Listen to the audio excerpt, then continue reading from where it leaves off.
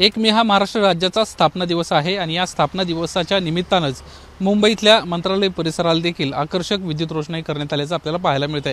मी सध्या याच परिसरामध्ये आहे। या परिसरामध्ये आपण पाहतोय या मंत्रालय परिसराला आकर्षक रोषणाई करण्यात आलेली आहे।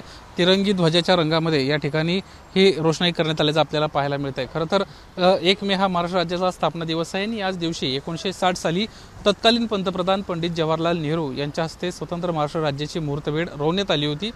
पंडितजींनी यशवंतराव चव्हाण यांच्या हस्ते महाराष्ट्राचा मंगल कलश दिला आणि नव्या महाराष्ट्राच्या नेतृत्वाची जबाबदारी देखील त्यांच्यावर सोपवली होती। खरं तर या दिवसाचं हे अतिशय महत्त्व आहे आणि या निमित्तानंच ही विद्युत रोषणाई करण्यात आल्याचं आपल्याला पाहायला मिळतंय। आज महाराष्ट्रामध्ये ठिकठिकाणी अशाच पद्धतीचे वेगवेगळे उपक्रम राबवण्यात येत असल्याचं देखील आपल्याला पाहायला मिळतं।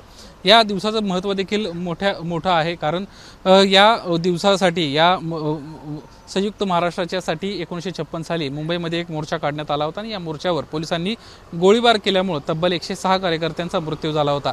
या घटनेनंतर संयुक्त महाराष्ट्राच्या लढ्याला खऱ्या अर्थानं चालना मिळाली होती आणि मुंबई शहराच्या मध्यभागी असलेल्या हुतात्मा चौक या लढ्याचं प्रतीक बनलं होतं। या मोर्चानंतर 1956 ते 1960 या काळात संयुक्त महाराष्ट्राची चळवळ अधिक तीव्र झाली आणि तत्कालीन कम्युनिस्ट आणि समाजवादी नेत्यांनी मुंबईसह महाराष्ट्राची निर्मिती व्हावी ही मागणी लावून धरली होती।